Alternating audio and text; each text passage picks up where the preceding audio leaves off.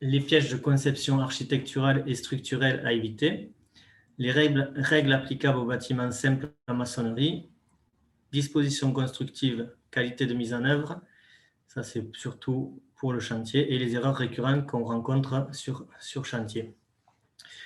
Il faut savoir que nous, en tant que bureau d'études, on n'est pas tout le temps à l'origine, à la base d'un projet. On arrive souvent en phase d'exécution et il est difficile à ce moment-là de faire rajouter de faire évoluer les plans architectes avec de l'ajout de voiles, de contreventement par exemple, ou une augmentation de section de poteaux. C'est très difficile, donc c'est pour ça qu'il faut faire appel d'entrée en phase dès l'esquisse ou l'APS au bureau d'études pour que l'on puisse apporter nos besoins au plan architecte. C'est souvent rajouter des murs de contreventement, rajouter des poteaux, faire modifier la structure afin qu'on puisse justifier les bâtiments sous action sismique. Et aussi souvent rajouter des joints de dilatation. À ce sujet, les joints de dilatation, donc sur les eurocodes 2 à 8, il faut des joints de dilatation en fonction de la longueur des bâtiments, mais il faut savoir qu'en zone sismique, il faut des joints de dilatation également d'un point de vue forme géométrique du bâtiment. On ne peut pas avoir des formes trop complexes si on veut justifier des bâtiments en séisme. Du coup, un bâtiment, il faut savoir donc, il faut garder à l'esprit qu'un bâtiment ne peut résister au séisme que par la seule vertu des calculs. Il y a trop d'incertitudes, trop de données d'entrée, notamment des hypothèses de base, des hypothèses de calcul, des interprétations de résultats ou même de règlements qui sont assez aléatoires. Donc, il vaut mieux garder à l'esprit d'avoir une conception adaptée au séisme que de se dire que tout passe avec le calcul, parce que ça, ce n'est pas vrai. Sur la plupart des rapports sur les séismes qui sont présentés, qu'on peut retrouver sur plusieurs sites, ce qui est mis en évidence lors d'un séisme, les problèmes qu'on retrouve sur les bâtiments, ils viennent de 3 conditions. La première, c'est une conception pas adaptée à la zone sismique. Donc là, c'est le rôle important des architectes et des bureaux d'études ou de la maîtrise d'œuvre. Il faut respecter les dispositions constructives et ensuite la qualité de mise en œuvre qui n'est pas tout le temps adéquate au séisme. Donc, avant de commencer sur les 5 grands thèmes que je vous ai présentés en amont, là, nous allons faire un petit rappel sommaire sur les zones sismiques. Donc, M. Baljou, lors de ses 2 premiers webinaires, a fait ce rappel, mais bon, c'est toujours bon d'y remettre un petit coup. Donc, cette carte sismique, je pense que vous la connaissez tous. La France est donc divisée en 5 zones sismiques, la zone 5 étant uniquement pour les Antilles.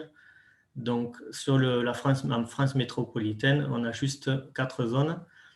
Et on peut voir sur le département de Haute-Pyrénées en zone 4 et 3, et c'est ce qu'on rencontre sur la plupart des massifs montagneux. Donc, ces zones, en fait, sont importantes parce qu'elles définissent ensuite des données d'entrée pour les calculs, notamment. Et ce qui est aussi important, la catégorie d'importance des bâtiments, où on a un coefficient de comportement qui est plus ou moins préjudiciable dans le défavorable plutôt dans les calculs sismiques. Donc les catégories de bâtiments, la catégorie d'importance 1, c'est pour les bâtiments où il n'y a aucune activité humaine de longue durée, donc c'est souvent des entrepôts, des hangars, ça peut être des parkings. La catégorie 2 du bâtiment, c'est une grosse partie des projets que l'on fait, donc c'est les habitations individuelles, collectives inférieures à 28 mètres de haut, donc c'est déjà des bâtiments assez importants si on dépasse. C'est des établissements de bureaux sous réserve qu'il y a moins de 300 personnes, ça peut être des bâtiments industriels, etc. La catégorie de bâtiment numéro 3, Là, c'est tout ce qui est bâtiment un peu plus important, donc des bâtiments d'habilitation supérieurs à 28 mètres, des bâtiments de bureaux ou tout autre bâtiment pouvant accueillir plus de 300 personnes, des établissements sanitaires, sociaux, les établissements scolaires, etc. Et la catégorie 4, donc c'est celle qui, en cas de séisme, doit impérativement rester en activité. Ça représente les bâtiments d'ordre de sécurité civile, la défense nationale, les bâtiments de pompiers, les gendarmeries, les hôpitaux, etc. Donc, pourquoi rappeler ces catégories d'importance? Parce que suivant la zone sismique, on doit ou pas avoir du moins utiliser les règlements sismiques. On voit qu'en zone 1, pour aucune catégorie d'importance, on ne doit utiliser le règlement sismique. En zone 2, dès qu'on arrive en catégorie 3 et 4, les Eurocode 8 entrent en jeu. Pour les catégories 1 et 2, il n'y a aucune exigence. Et on peut voir qu'en zone 3 et 4, donc l'exigence sismique est sur toutes les catégories d'importance de bâtiments, sauf la catégorie 1, où il n'y a pas d'activité humaine. Alors, on va attaquer donc la conception parasismique. Une bonne conception parasismique permet d'absorber au mieux les sollicitations d'un séisme. Elle permet de faire baisser les coûts de la construction. Elle permet surtout et avant tout de résister au séisme afin de sauver des vies humaines. C'est quand même le but recherché de toute construction. Donc, pour bien concevoir un projet, on a plusieurs facteurs qui entrent en jeu, donc notamment l'implantation et le type de sol, les formes géométriques du projet. Donc, c'est ce qu'on disait en introduction, la conception architecturale, structurelle, qui est très importante. Donc, concernant l'implantation sur site, tout projet doit être, pour tous les projets, il faut réaliser une étude géotechnique, une étude de sol, ce qui permet de nous donner la classe de sol. La classe de sol est importante puisque on entre des coefficients, quand on fait des calculs sismiques, on entre des coefficients qui dépendent de cette classe de sol. Les différentes couches du sol sont aussi importantes, on en parlera plus tard, et pour connaître aussi les risques de liquéfaction. Alors, la liquéfaction, c'est lors d'un séisme, le sol qui perd toute sa capacité portante. Il est très impératif de savoir de connaître, suivant l'étude de sol, si oui ou non on peut construire ou s'il y a risque de liquéfaction. Donc, l'implantation sur site, c'est aussi se protéger des risques d'éboulement ou de glissement. Donc, il faut savoir qu'en tête de talus ou au sommet d'une colline, les oscillations sont amplifiées et donc elles peuvent entraîner un risque de glissement du terrain. Par contre, à l'opposé, en creux en pied de talus, on a souvent affaire, donc, outre le glissement de terrain, on peut avoir des chutes de blocs ou d'autres sinistres pouvant intervenir. Du coup, il faut éviter les situations donnant lieu à une amplification des accélérations transmises par le substratum rocheux, c'est-à-dire éviter les crêtes et les sommets, comme on vient de le dire, les bords de vallée encaissés, les changements de pente, les zones de changement de type de sol, les formations peu rigides sur le substratum, les vallées alluviales et la proximité de failles actives.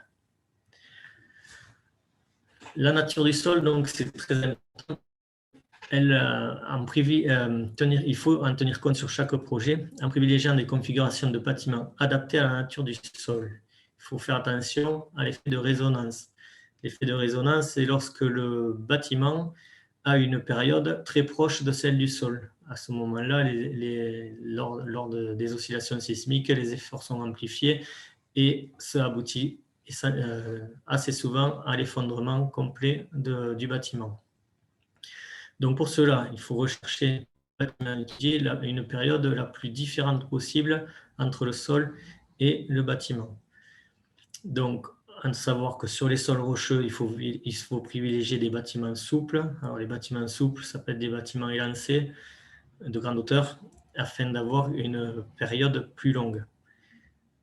Et à l'opposé, sur les bâtiments, on le voit sur le dessin, Donc sur un sol rocheux, des bâtiments rigides massifs qui ont une période proche du sol rocheux vont s'effondrer, contrairement à un bâtiment élancé. Et à l'opposé, sur les sols mous, il faut privilégier des bâtiments rigides, donc qui ont une faible période comparée à celle du sol, et du coup éviter d'avoir des bâtiments élancés sur des sols mous. Donc c'est ce qu'on voit sur le dessin. Privilégier des configurations de bâtiments adaptés à la nature de sol, prendre en compte le risque de liquéfaction, c'est-à-dire la perte de capacité portante. Donc quelques dispositions pour diminuer la période. Donc on cherche à diminuer la période lorsqu'on est sur des sols mous. Pour cela, il faut baisser le centre de gravité de la construction, rigidifier la structure en ajoutant soit des palets de stabilité, soit en augmentant les largeurs des palets de stabilité. On peut opter aussi pour des palets de stabilité plus rigides avec des voiles. C'est ce qu'on fait le plus fréquemment. Il faut réduire les lancements de la construction au maximum et en même temps donc réduire la hauteur de la construction.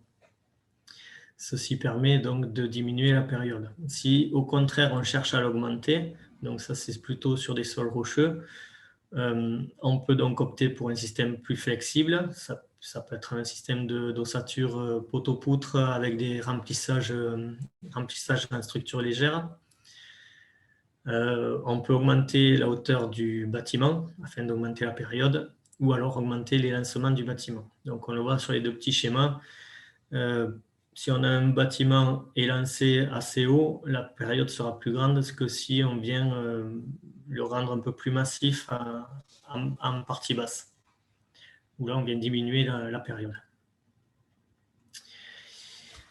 Sur les formes géométriques, donc là on a un gros paragraphe sur la conception parasismique et tout ce qui est forme géométrique des bâtiments. Donc le rôle de l'architecte et forcément des bureaux d'études en amont est très important. Pour rappel, donc les plans symétriques selon deux axes présentent un bon comportement sous sollicitation sismique. De ce fait, il faut privilégier des formes simples, carrées ou rectangulaires. Alors attention, on n'est pas obligé non plus d'avoir que des carrés, des rectangles ou des formes simples, mais il faut arriver à en avoir le plus possible en tout cas.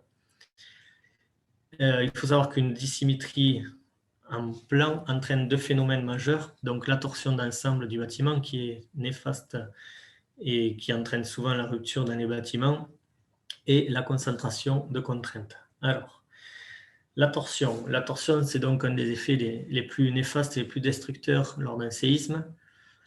Lorsque le centre de gravité du bâtiment diffère du centre de rigidité, le phénomène de torsion se produit sous l'effet des forces horizontales. Donc on voit bien sur le schéma de droite, on a une structure rigidifiée uniquement d'un seul côté avec la cage d'escalier et le voile, et ce qui implique que le centre de rigidité est plutôt du côté gauche, là, du côté de cette cage d'escalier, et il est assez éloigné du centre de gravité. Donc sur la figure du dessous, on voit bien qu'il y a donc un bras de levier entre le centre de rigidité et le centre de gravité, entraînant du coup de la torsion sur l'axe vertical, sous sollicitation sismique horizontale.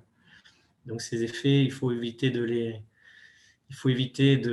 d'avoir ce type de construction. Pour cela, il faudrait réduire, sur cet exemple-là, il faudrait réduire le bâtiment à l'opposé, sur la façade. Il faudrait un mur pour venir réduire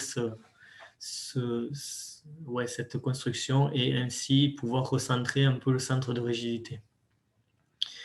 Donc, en gros, une bonne conception permet de réduire considérablement les effets de la torsion sur une construction. Donc, c'est ce qu'on vient d'évoquer. Une symétrie des contreventements suivant les deux axes.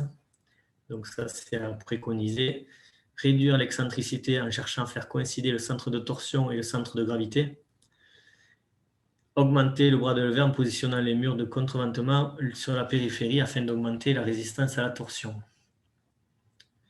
Donc ici, on a l'exemple d'un bâtiment qui ne présente qu'un seul axe de symétrie. Donc sous les efforts horizontaux perpendiculaire à l'axe de symétrie, l'axe en rouge, le bâtiment se met à vriller, tout simplement parce qu'il est plus raidi d'un côté que de l'autre. Donc le centre de gravité n'est pas proche du centre de rigidité. Pour compenser ce phénomène, quand on a ce type de construction, on peut rapprocher le centre de rigidité du centre de gravité en ajoutant un noyau sur l'autre extrémité. Donc c'est la deuxième figure en bas à droite où que j'ai stabilité en rouge. Ceci permet donc de rigidifier l'ensemble et de contreventer sur les deux côtés de façon symétrique le bâtiment. Pour ce qui est des concentrations de contraintes, donc ça on le retrouve souvent quand on a des formes complexes, les deux ailes, suivant le schéma que l'on a en dessous, donc les deux ailes suivant une direction sismique présentent des rigidités différentes, entraînant une oscillation directe différente et donc une concentration de contraintes importante au niveau des saillies et des retraits. Donc on voit que lorsqu'on a un effort horizontal dû au séisme qui vient taper l'aile sur sa plus petite largeur, on peut comprendre facilement que cette aile va osciller différemment que l'aile où on a dans le sens de la longueur. Donc on aura plus de mouvement sur l'aile la plus fine perpendiculairement aux efforts horizontaux et donc une grosse concentration de contraintes à la jonction entre les deux ailes. Plus l'angle est profond, plus l'intensité des contraintes augmente. Les règles simples en maçonnerie limitent les retraits ou les saillies à 15% d'une forme rectangulaire la plus proche de la construction.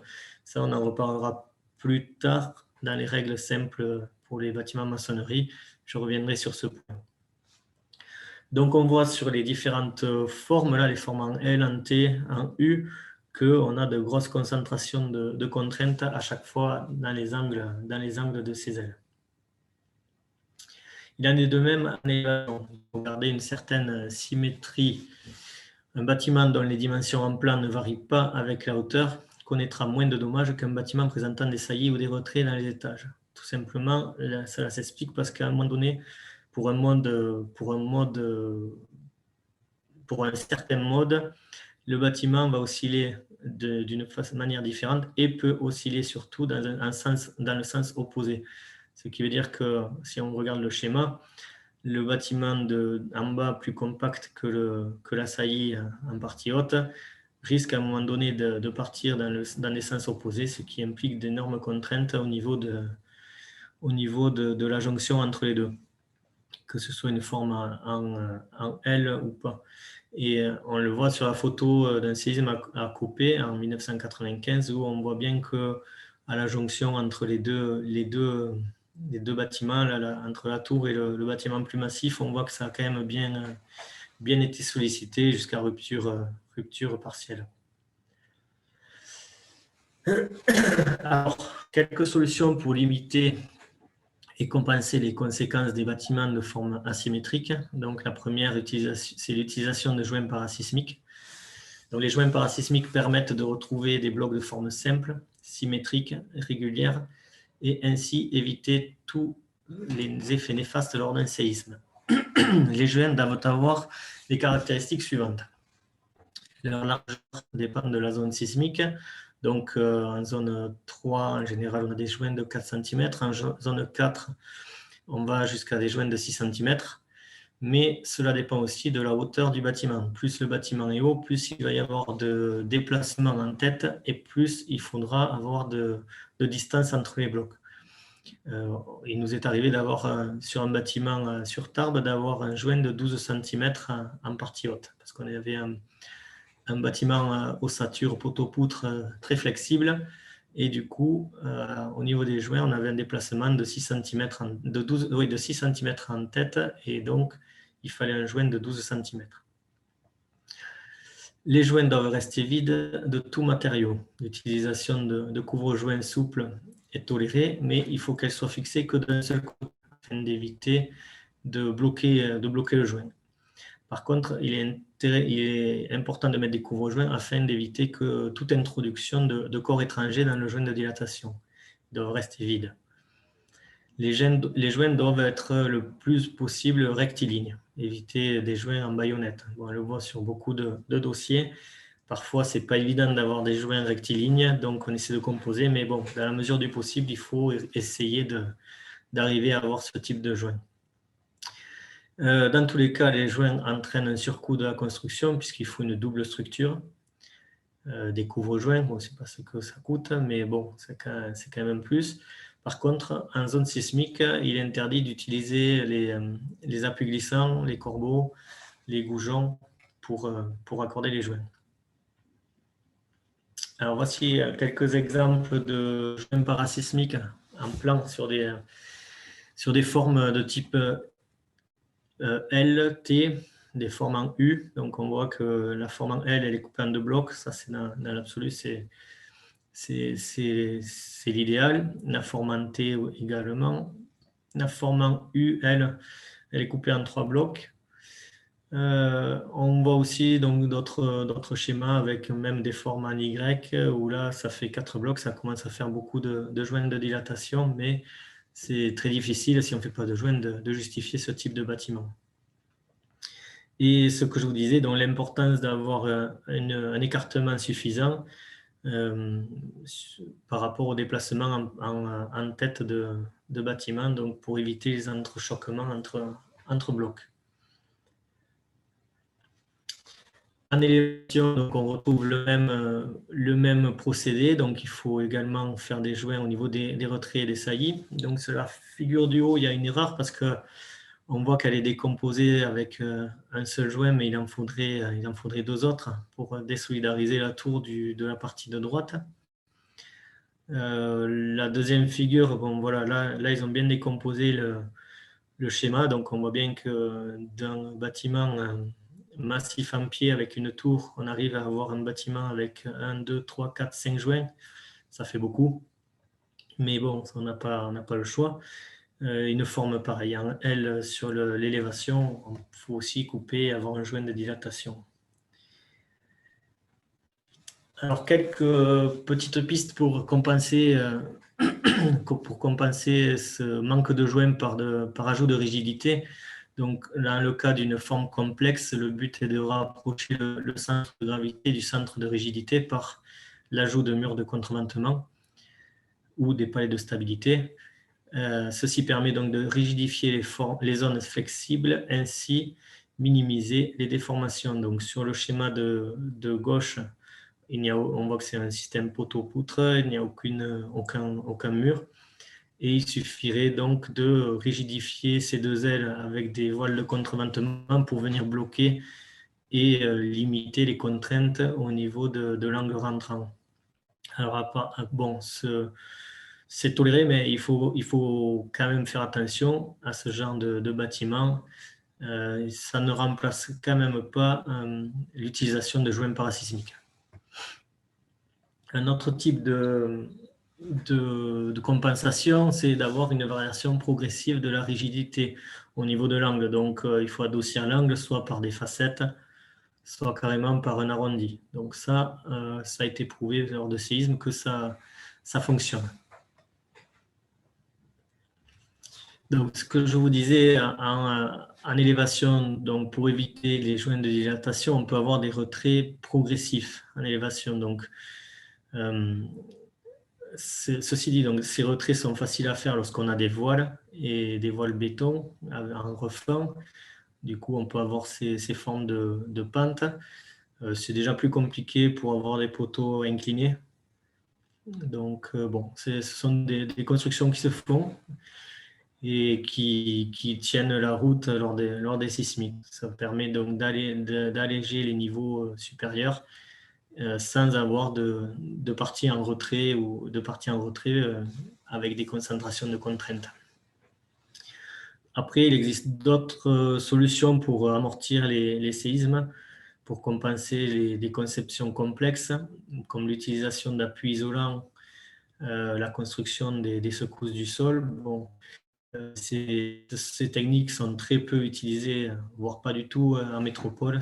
C'est plus pour des zones, c'est plus adapté pour des zones de fort sismique, à forte sismicité dans les zones 5. Donc, pour résumer, afin d'éviter de nombreux sinistres, l'important est de bien concevoir le projet en gardant à l'esprit de favoriser donc, des bâtiments symétriques dans ces deux axes, des bâtiments de forme simple, des bâtiments réguliers, ou de rapprocher au maximum le centre de rigidité avec le centre de gravité.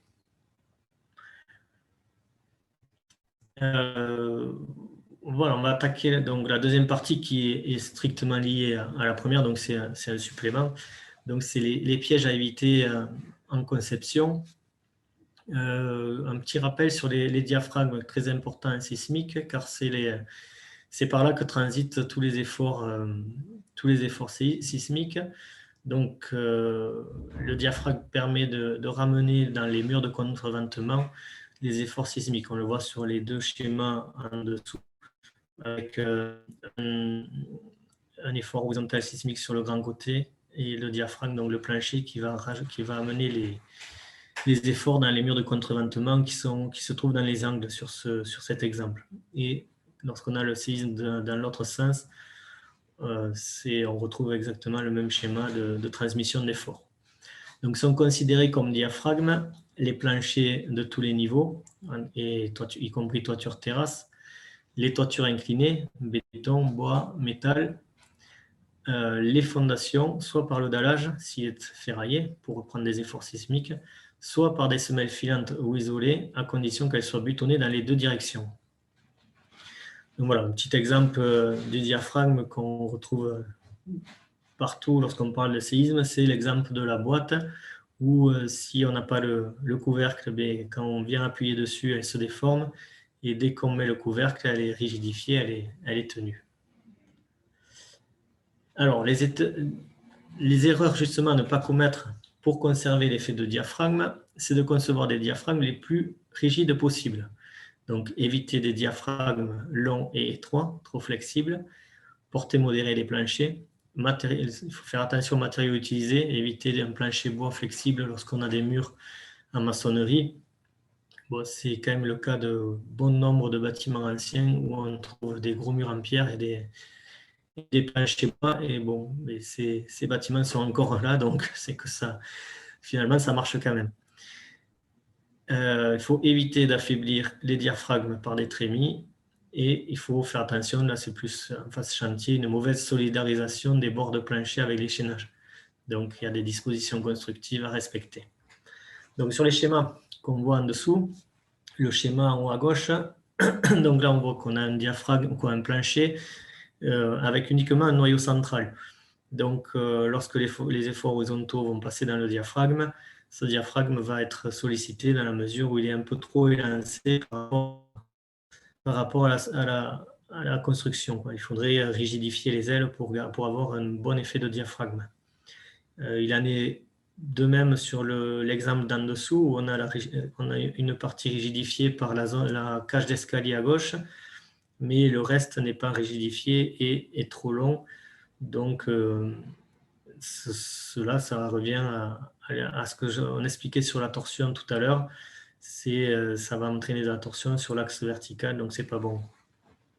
Donc pour avoir un diaphragme qui fonctionne, il faut quand même des contreventements, et les deux schémas de droite montrent ce qui est possible de faire. Donc lorsqu'on a un bâtiment trop long, on recoupe par un joint de dilatation avec une structure de part et d'autre, donc le bâtiment est bien rigidifié. Ou alors, on n'a pas de joint de dilatation, mais avec les trois cages d'escalier telles que dessinées en dessous, on arrive à rigidifier le bâtiment. Alors, quelques exemples d'affaiblissement du diaphragme, notamment lorsqu'on a des trémies d'escalier ou des gaines techniques, il faut faire attention à leur positionnement. Sur le schéma du haut, les solutions sont peu favorables parce que la périphérie des planchers est très sollicitée par les séismes, et ce type d'implantation de cages d'escalier affaiblit notablement la construction. Il faut savoir qu'un diaphragme, en fait, c'est un plancher qui travaille comme une poutre au vent, donc avec des parties tendues et comprimées sur les extrémités et un axe neutre sur la partie centrale. Donc, c'est pour ça qu'il vaut mieux mettre les cages d'escalier sur la partie centrale des constructions. On est ainsi sur l'axe neutre et il y a très peu de... Du coup, ça n'influe pas sur la bonne transition des efforts. Ou alors d'autres solutions, c'est de mettre les cages d'escalier de part et d'autre de la construction à l'extérieur. Alors, une erreur à ne pas commettre, c'est que on se dit souvent, vu qu'il y a une cage d'escalier qui va des fondations jusqu'en haut dans un bâtiment, on se dit que cette cage d'escalier va contreventer le bâtiment. Alors oui, elle peut contreventer le bâtiment, mais il ne faut pas qu'elle soit toute seule à contreventer le bâtiment. Sinon, elle va avoir un effet de point dur au niveau du diaphragme et cela va entraîner de la torsion suivant l'axe vertical de la construction. Donc, si on a la cage d'escalier en partie haute sur la périphérie ou en partie de gauche, comme les deux premiers schémas, on voit bien que sous effet horizontal du séisme, il va y avoir une rotation ou de la torsion qui va se produire. Donc, il faut rigidifier tout cela. Et pour ça, il faut rajouter des voiles de contreventement ou palets de stabilité. On le voit sur les deux schémas du dessous, où là, on retrouve bien nos murs en périphérie qui viennent bloquer le bâtiment et recentrer du coup par symétrie et avoir des contreventements selon tous les axes de symétrie. Alors, une autre erreur qu'il faut faire attention dès la conception, c'est d'aligner le plus possible les fenêtres au niveau les fenêtres dans les façades, afin d'avoir une transition des efforts le plus droit possible, verticalement. Et il en est de même sur les refaits intérieurs. Il faut éviter en fait d'avoir ce qu'on appelle les descentes de charge en baïonnette. Donc on voit bien sur le schéma en bas à gauche qu'il faut éviter la descente de ce type avec des ouvertures un peu en quinconce. Il vaut mieux un alignement des ouvertures comme sur la figure de droite. Après, voilà, il est possible aussi d'avoir les descentes de charge en croix comme indiqué. Là, on a assez de matière pour pouvoir faire descendre les charges.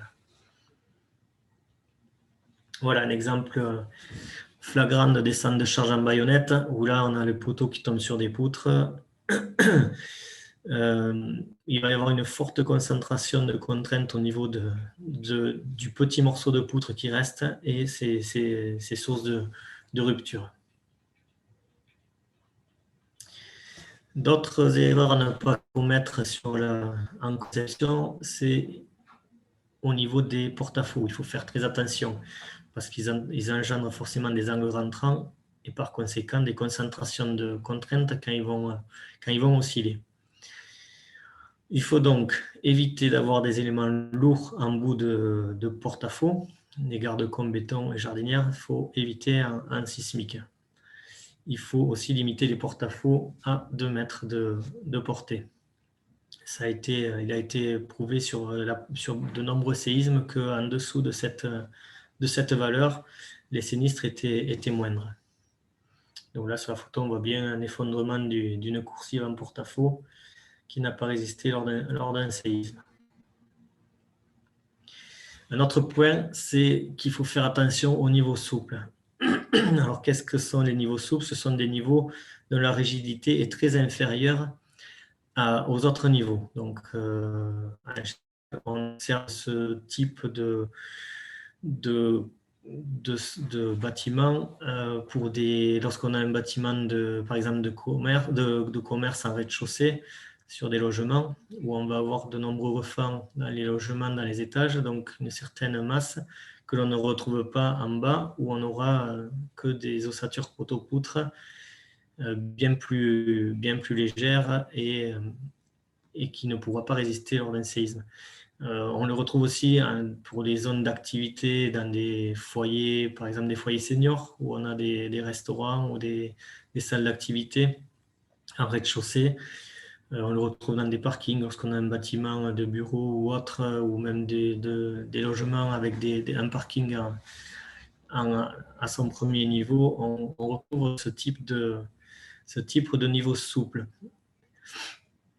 Donc, ces niveaux engendrent, lors d'un séisme, généralement une structure. Donc, ouais, cela engendre une structure poteau-poutre, et lors d'un séisme, les oscillations des étages supérieurs, où il y a beaucoup de masse comparée à ces niveaux souples, entraîneront une déformation en S des poteaux à laquelle les poteaux ne peuvent résister. Ces niveaux sont fréquemment écrasés lors d'un séisme. On le voit sur la photo de droite, et même celle d'en dessous où les poteaux, certains poteaux se sont couchés. Voilà, ça c'est l'exemple d'un effondrement d'un bâtiment sur un parking. Donc, ces niveaux, donc, on ne va pas interdire les projets où on a un commerce ou un parking en rez-de-chaussée, non, il faut simplement penser à renforcer ces niveaux souples.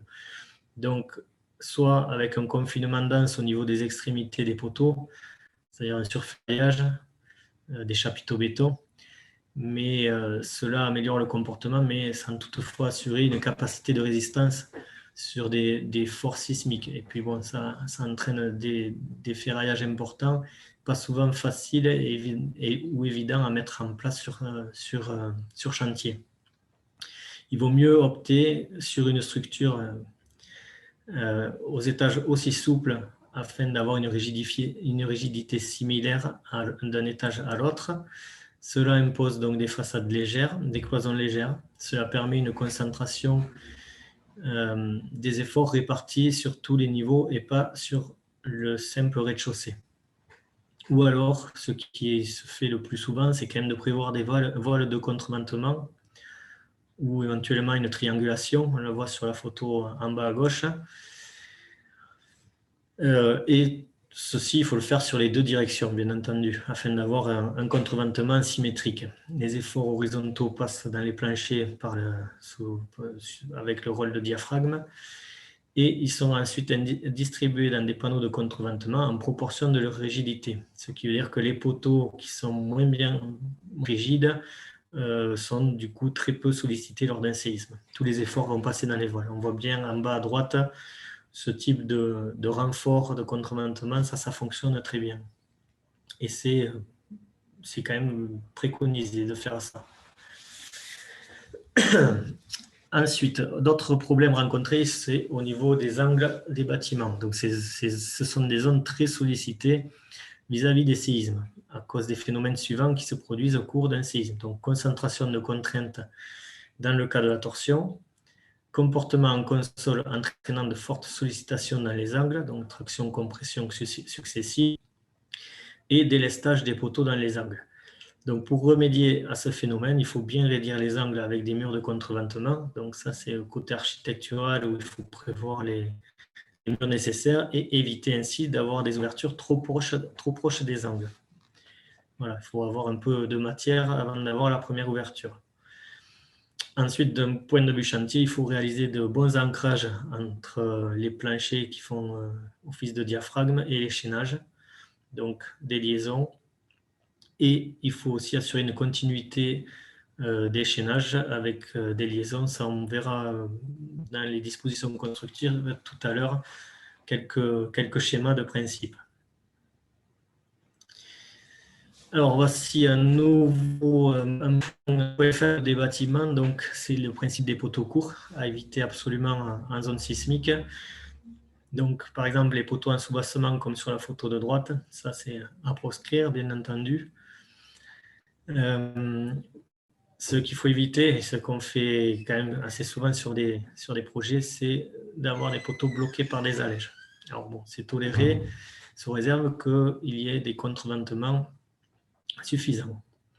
Donc, si la façade comprenant des poteaux courts ne possède pas de panneau de contreventement, les sollicitations qui passeront dans les poteaux seront trop importantes pour assurer la résistance. Donc, ils se forment souvent à cause lorsque les poteaux sont bridés par ces allèges, des fissures en diagonale, et lorsqu'elles sont bridées sur les deux côtés, des fissures en croix. Donc, on va voir tout à l'heure sur la page suivante quelques photos. Donc, l'utilisation des allèges maçonnées est à l'origine du phénomène de poteaux courts. Elle bride la hauteur libre des poteaux. la flexibilité nécessaire pour accepter les déformations sismiques est donc réduite. Lorsque ces éléments participent au contreventement du bâtiment, le cisaillement trop important entraîne la rupture de ces poteaux. Donc on voit bien la rupture sous forme de diagonale là, à cause de la traction qui passe entre le poteau et induit par le blocage dû à la lège. La rupture par cisaillement s'effectue donc en diagonale, perpendiculaire aux efforts de traction pour chaque sens d'oscillation. Donc on voit bien sur la photo en dessous que les petits poteaux là, ils ont tous cédé sous sollicitation sismique.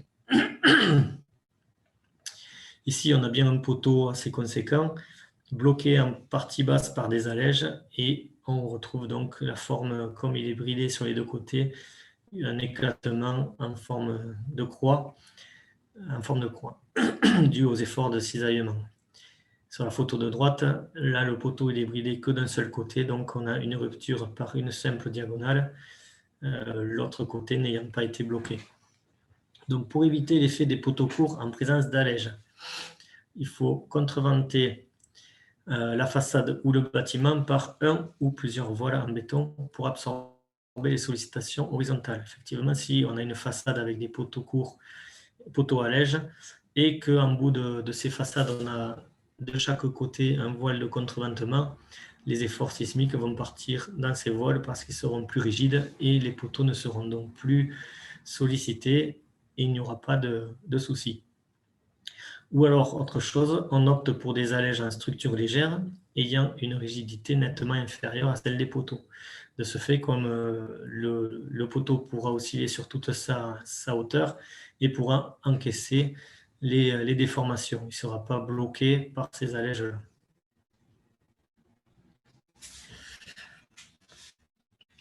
Alors, un autre principe à éviter, ce sont les poteaux forts, poutres faibles. Donc, le maintien de la stabilité de l'ouvrage nécessite que les éléments horizontaux se déforment plastiquement avant les éléments verticaux. Il est donc impératif d'opter pour des poteaux plus résistants que les poutres. On le voit sur les schémas en dessous, donc d'un point de vue résistance des matériaux, il faut que les rotules plastiques se forment sur les éléments horizontaux et non pas sur les éléments verticaux entraînant l'effondrement. Donc on voit, lorsque les rotules plastiques se forment dans les planchers ou les poutres, la structure peut osciller, peut bouger sans rentrer dans un domaine de rupture. A contrario, sur la figure de droite, on voit bien que lorsqu'on a les poteaux, les rotules qui se forment dans les poteaux, là, le déplacement est moindre, la rupture intervient avec un déplacement moindre que si on a les rotules dans les éléments horizontaux. Donc, si le contreventement est assuré et n'est pas assuré par les portiques, mais par des voiles en béton armé, le principe poteau fort, poutre faible n'est pas impératif, car les rotules plastiques se formeront dans les voiles bien plus rigides. Donc voilà, c'est un peu comme le principe des poteaux courts, poutre faible. On peut avoir ce genre de poteau fort, poutre faible, si à côté de ça, on a quand même suffisamment de voiles pour reprendre les efforts sismiques.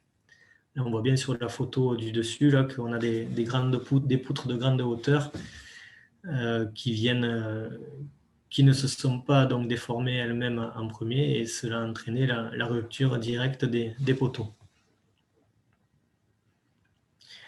Un autre point à faire attention lorsqu'on est dans un système d'ossature poteau-poutre, c'est d'homogénéiser la section des poteaux. Donc c'est nécessaire comme je vous disais, lors d'un système ossature poteau-poutre, afin d'éviter d'avoir des poteaux plus sollicités que d'autres de par leur inertie. Les charges sismiques sont distribuées sur les éléments porteurs verticaux en proportion de leur rigidité. Donc cas des planchers diaphragme rigides. Or, leur rigidité à la flexion croît proportionnellement au cube de la dimension de la section dans la direction concernée, alors que leur résistance à la flexion augmente seulement avec le carré de cette dimension. Les poteaux larges subissent donc, lors des séismes, une charge sismique 125 fois plus grande que les autres poteaux. alors que leur résistance n'est que 25 fois supérieure. Donc, s'ils participent au contreventement de manière significative, leur destruction lors d'un séisme de forte magnitude est fort probable. Donc, pour éviter qu'ils ne participent, pas trop de secrets, il faut de nouveau des paliers de stabilité bien positionnés symétriquement afin que les efforts sismiques passent donc dans ces paliers et sollicitent très peu les poteaux. À ce moment-là, on peut avoir ce type de construction.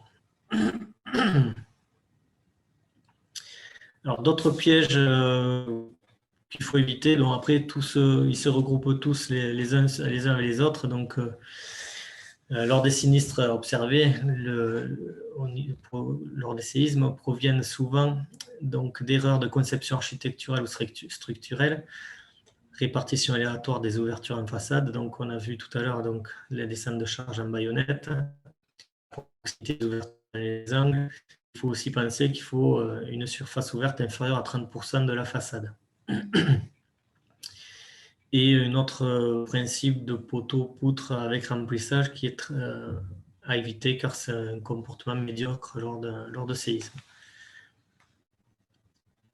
Alors, quelques comportements de structure suivant les systèmes constructifs choisis.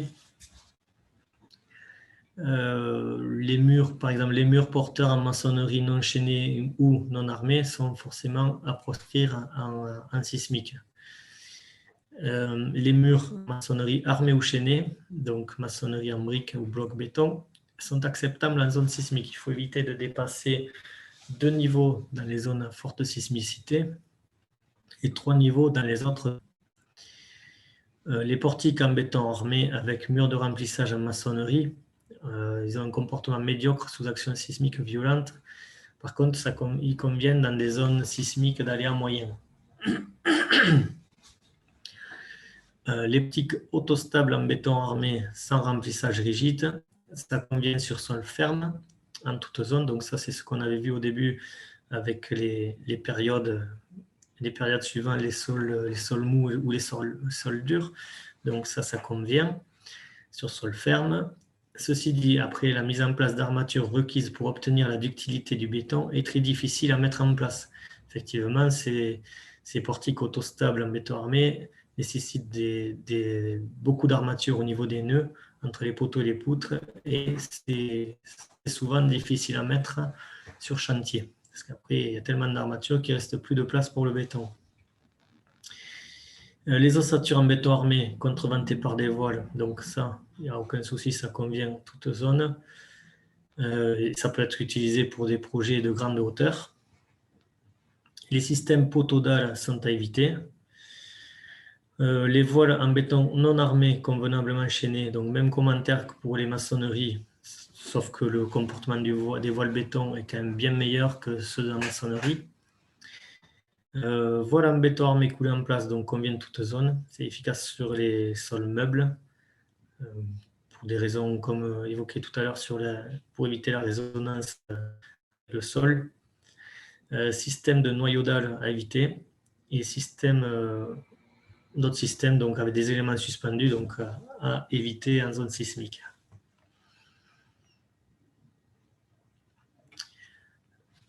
Donc pour récapituler un peu suivant les erreurs de conception ou de structure qu'on peut faire, il y a des erreurs qui ne pardonnent pas, donc qui entraînent directement lors de séisme fort des effondrements. Donc, on retrouve dans ce cas-là la résonance avec le sol. Donc, il faut vraiment faire attention à partir sur les bonnes données dès qu'on a l'étude de sol et savoir si on fait un bâtiment massif ou plutôt élancé suivant le type de sol que l'on a. Faut absolument faire attention lorsqu'on a des niveaux souples. Donc, forcément, sans mur de contreventement, ça entraîne l'effondrement. Donc, il faut absolument trouver à mettre des murs de contreventement pour renforcer ce type de structure. On retrouve donc absence de contreventement dans une ou plusieurs directions Donc c'est logique que sans contreventement, le bâtiment il ne tienne pas. Torsion d'axe vertical, donc la torsion, on a vu que de nombreux paramètres pouvaient entraîner de la torsion, donc il faut surtout, après tout se recoupe, il faut surtout avoir une symétrie dans les contreventements et dans les deux directions pour annihiler cette torsion et de nombreux problèmes qui en découlent. L'effondrement est aussi importé lorsqu'il y a absence de continuité d'armature entre panneaux de contreventement et absence d'ancrage dans les planchers. Donc voilà, ça c'est plutôt des mises en place sur chantier qui doivent être bien respectées en fonction des plans des bureaux d'études, à condition qu'elles apparaissent sur les plans des bureaux d'études. Donc il faut une continuité d'armature entre les panneaux. Et il faut un bon ancrage avec les planchers qui servent de diaphragme et qui font transiter tous les efforts sismiques. Et après, donc, un autre type d'effondrement, on a vu donc, les poteaux courts ou poteaux faibles qui engendrent de grosses, qui n'absorbent pas bien le séisme, donc à éviter. Ensuite, il y a d'autres petits points qu'on a abordés qui n'entraînent pas l'effondrement, mais qui quand même aboutissent à des désordres graves. Donc l'entrechoquement entre les blocs par absence de joint ou joint parasismique pas assez large. Les bâtiments à ailes solidaires, donc dissymétriques et irrégulières. Donc on a bien vu tout à l'heure sur les formes L, T ou X ou U qu'il y avait des fortes contraintes dans les angles. Donc il faut faire attention à ce type de construction. Autre chose, oui, si on met des panneaux de contreventement, c'est pas pour les percer, donc éviter d'y faire passer des grosses réservations ou une porte ou autre. C'est un panneau de contreventement, c'est un panneau qui est fermé, hein, si on veut qu'il ait toutes ses caractéristiques mécaniques. Des désordres ont été vus aussi quand on a des contreventements de faible largeur, donc si on peut, il ne faut pas hésiter à avoir les contreventements le plus long possible. Hein.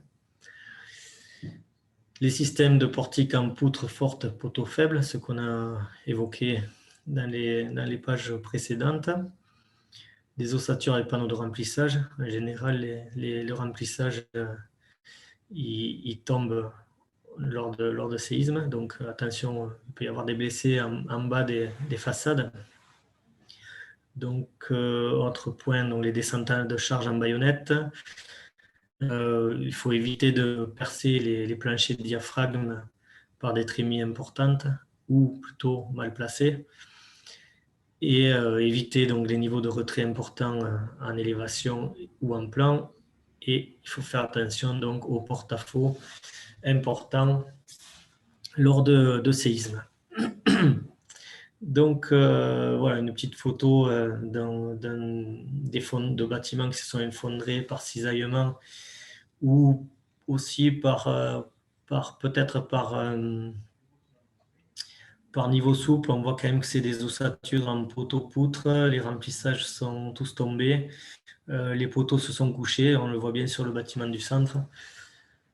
Donc voilà, ça rejoint un peu ce qu'on a évoqué un peu plus tôt. Ça, c'était un tremblement de terre en Turquie. Là aussi, un autre tremblement de terre où on a tout un niveau qui s'est couché, donc certainement un niveau souple. Autre problème, donc les glissements de terrain. On voit bien que là, il y a tout un pan de montagne qui est parti et les habitations qu'il y avait dessus également. D'où l'importance de s'écarter des crêtes et d'éviter de construire aussi en pied de talus. Ici, il a été observé une mauvaise liaison des murs de façade au diaphragme. Donc ça, c'est un rapport de mission de FPS sur un séisme en Italie. Présence rapprochée de fenêtres, absence de chaînage. Ici aussi, toujours en Italie, donc chaînage insuffisant aux angles des bâtiments, donc ça fait péter les angles, pas de continuité. Là aussi, on voit que ça, c'est le poteau. Il y a aussi entre les deux fenêtres une fissure en diagonale pour le poteau court. Voilà, donc pour tout ce qui était conception et structure et conception structurelle et conception architecturale, on a fait le tour de pas mal de sujets. Donc, on va passer maintenant au bâtiment simple en maçonnerie. Donc, il y a un article sur les Eurocodes, c'est l'article numéro 9.7 qui traite le sujet des bâtiments simples en maçonnerie. Il permet de réaliser des bâtiments en maçonnerie sans vérification particulière, mais dans le respect des dispositions constructives. Il est toutefois possible encore d'utiliser les règles PSMI 89, révisées 92. Cet article porte uniquement sur les bâtiments de catégorie 1 ou 2. Donc des bâtiments quand même les bâtiments de catégorie 2, c'est des bâtiments qu'on fait couramment, mais ce ne sont quand même pas des grands bâtiments. Donc je vais vous énoncer pas tous les articles de ces règles simples, mais les grandes lignes pour avoir au moins la philosophie du texte. Donc le premier point, c'est de limiter le nombre d'étages en fonction du site et du type de construction, avec pour conséquence de respecter une certaine section de contreventement dans les deux directions. Donc vous voyez déjà que ce que l'on a vu dans la première partie, donc les conceptions architecturales, mais on les retrouve forcément dans ce type de bâtiment. Il faut avoir des contreventements symétriques dans les deux directions. Le point 2, donc la configuration en plan doit respecter les conditions suivantes. Forme en plan approximativement régulière. Rapport entre le petit côté et le grand côté doit être supérieur à 0,25. Donc il faut éviter d'avoir des bâtiments de grande longueur, petite largeur. Les parties en saillie ou retrait ne doivent pas excéder 15% de la surface rectangulaire la plus proche de la construction. Donc ça, je vais vous montrer un petit exemple sur ce type sur cet article. Donc pour une maison, on va dire d'habitation, on a de plus en plus de mal à avoir de plus en plus de formes complexes. Bon, ici, elle n'est pas très complexe, mais bon, j'ai dessiné donc une partie en saillie, une partie en retrait. Donc, les règles, elles disent qu'il ne faut pas excéder 15% de la surface rectangulaire la plus proche de la construction. Donc, cet article est quand même à l'interprétation de chacun, de chaque bureau d'études, parce qu'on voit vite qu'on peut avoir quand même deux rectangles. Je vais dessiner les rectangles rouges sur le schéma de droite.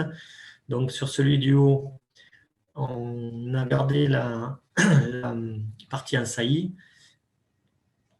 On a fait le rectangle en dessous en comprenant la partie en retrait. Sur celui du bas, on a inclus la partie en saillie dans le rectangle, ce qui nous donne deux parties en retrait à compter. Donc, si on dit que ST est la surface du rectangle proche de la forme du projet, SS la surface des parties en saillie, SR la surface des parties en retrait. Donc, il faut que la somme des surfaces des saillies soit inférieure à 15% de la surface du rectangle que l'on a choisi. Et pareil pour les retraits, la somme des surfaces des retraits doit être inférieure à 15% de la surface du rectangle choisi. Donc voilà, pour expliquer cet article qui fait un peu débat, j'avoue, puisqu'avec nos confrères, on a eu quelques discussions. On n'est pas tous forcément d'accord sur la façon de prendre le rectangle. Mais ceci dit, bon, 15% c'est faible et on atteint vite, on le dépasse vite dès qu'on a une maison avec des saillies et des retraits. Alors, un autre article, le point 3 de l'article 9.7, il traite donc des murs de contreventement. Ils doivent respecter certaines conditions. Donc, un bâtiment rédi par des murs de contreventement disposés dans les deux directions orthogonales de manière presque symétrique. Donc, ça rejoint effectivement ce qu'on a dit jusque-là, donc sur la conception des bâtiments. Ça marche aussi sur les bâtiments simples en maçonnerie.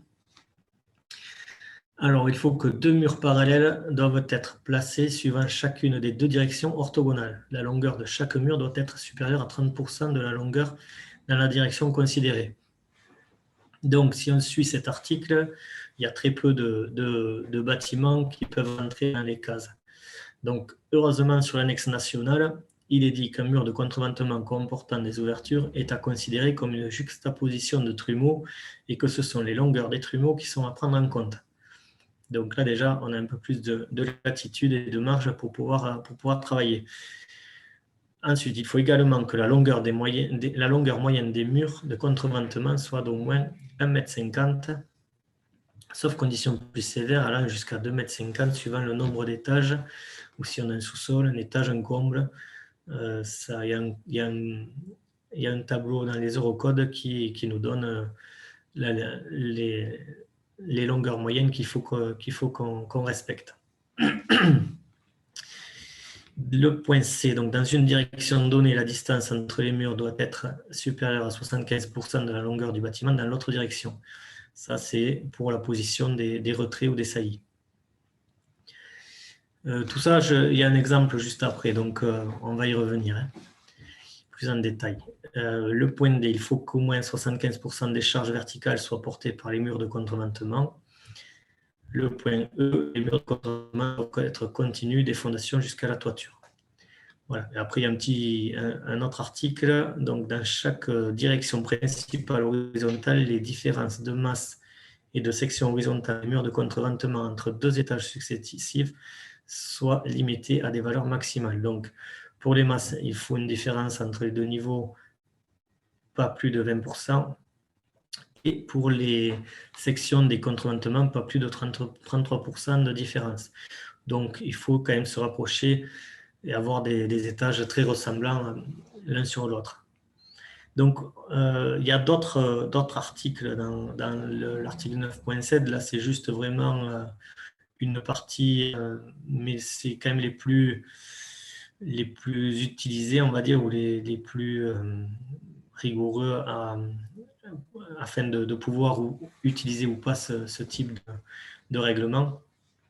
Donc, sur l'article 3, je vais y revenir avec un petit exemple. Donc, là, on a une illustration de cet article. Donc, une maison en simple rez-de-chaussée avec un petit retrait en haut à gauche, des ouvertures sur une façade avant. On va dire que c'est la façade sud. Donc le point A, c'est bâtiment rédi par des murs de contreventement disposés dans les deux directions orthogonales. Donc là, oui, on a des bâtiments, on a suffisamment de murs pour avoir des panneaux de contreventement. Donc sur la façade de gauche, on a un panneau de 4 mètres, on a un panneau de 1,50 m. Et puis on les a assez symétriquement. Donc là, il n'y a pas de souci pour cet article. Le B, donc, il faut avoir plus de 30% de longueur de contreventement dans la direction considérée. Donc, soit d'un seul coup, soit par juxtaposition de trumeaux. Donc, 30% de la longueur, il nous faut 6 mètres de panneaux de contreventement sur les deux longueurs, les façades les plus longues. Et 30% sur la largeur, ça nous donne 2,70 m à avoir. Donc sur la façade arrière, on voit bien qu'on a un panneau de 3 mètres sur la gauche, 3 mètres sur la droite, donc les 6 mètres on les a. On a même un panneau de 6 mètres au milieu. Donc là, il n'y a aucun souci. Sur la façade avant, pour avoir 6 mètres, on a un panneau de 1,50 m à chaque extrémité. On a deux panneaux de 2 mètres, donc on arrive à avoir les 6 mètres également pour pouvoir réduire la construction. Et sur les petites façades, donc il nous fallait 2,70 m. Bon, là, on a beaucoup plus, puisqu'on a déjà un meneau de 4 mètres d'un côté et deux meneaux de 2,50 m de l'autre. Donc, on a largement de quoi respecter sur ce type d'exemple le point B. Le point C qui est donc 75%, donc ouais, le point C, donc dans une direction donnée, la distance entre les murs doit être supérieure à 75%. Donc, sur la largeur de 9 mètres, donc il faut que la façade principale soit à moins de 75% si on a un retrait. Donc ici, le retrait est à 7 mètres de la façade principale, donc on entre on est inférieur aux 75% du petit côté, donc on est bon. Voilà, parce qu'il faut qu'on soit supérieur à 75%. Et après, pour les points D et E, donc là, il n'y a aucun souci, puisque c'était les charges verticales soient portées par des murs de contreventement. Donc, on est en simple rez-de-chaussée et bon, tous les murs vont porter et contreventer, donc il n'y a pas de souci. Et le point E, donc les murs de contreventement doivent être continus des fondations jusqu'à la toiture. Donc là, on est en simple rez-de-chaussée, donc tous les murs vont être continus jusqu'à la toiture. À savoir qu'il faut que les poteaux raidisseurs partent des fondations jusqu'au chaînage rampant. Donc voilà pour ce point 3. Donc au niveau de cet article 9.7, donc les règles sismiques, comme on a pu le voir donc, sur les diapositives précédentes, les règles sur les bâtiments simples en maçonnerie sont quand même contraignantes et difficiles à appliquer. Donc là, on a fait 2 exemples, on va dire, simples, où ça fonctionne, mais on est de plus en plus contraint à des maisons très compliquées et c'est difficile à pouvoir appliquer ce règlement. Donc, la conception, encore une fois, on revient sur la conception du projet qui est primordiale. On l'a évoqué dans la première partie, c'est primordial et essentiel pour pouvoir utiliser ces règles simples et pour pouvoir avoir une bonne tenue des bâtiments et optimiser le coût de la construction. Donc, comme je disais, les bureaux d'études, donc nous, on a de plus en plus souvent affaire à des bâtiments de forme complexe, même pour des maisons. Et ces constructions ne remplissent pas les différentes conditions pour pouvoir utiliser ces règles simples sans l'ajout de joints de dilatation ou sans le déplacement d'ouverture trop proche des angles.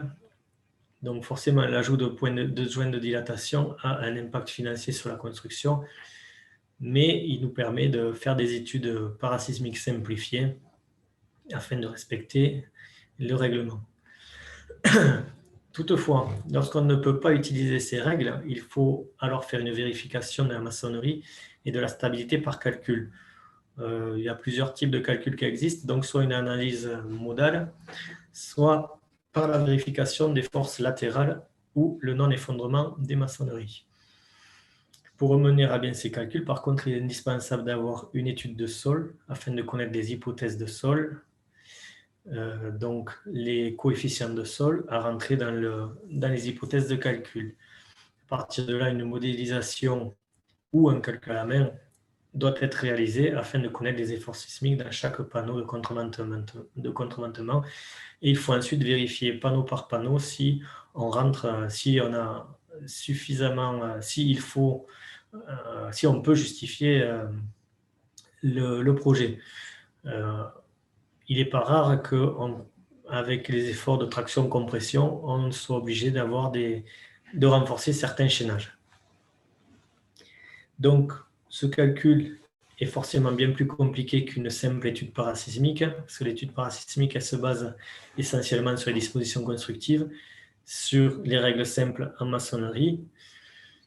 Et dès que l'on ne respecte plus ces articles, c'est soit mise en place de joints de dilatation, soit étude modale ou autre, donc un surcoût pour le concepteur, le pavillonneur.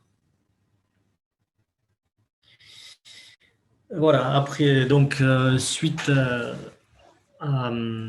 après donc, les règles simplifiées sur les règles de maçonnerie, donc on va attaquer les dispositions constructives. Donc les dispositions constructives, donc valables sur tous les bâtiments en maçonnerie.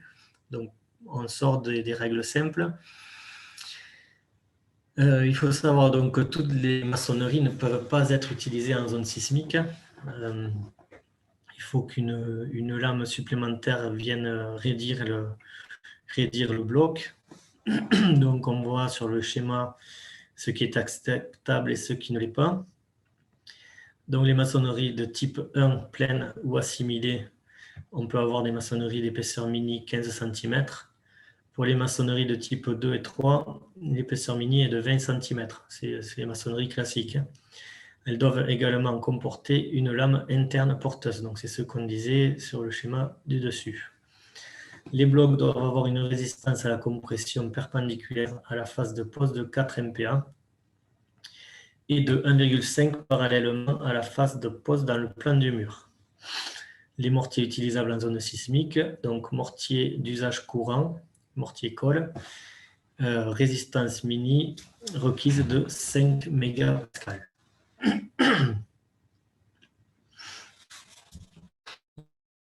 Sur les bâtiments en maçonnerie. Donc ça concerne tous les bâtiments en maçonnerie, c'est l'Eurocode 8, Eurocode 8 général.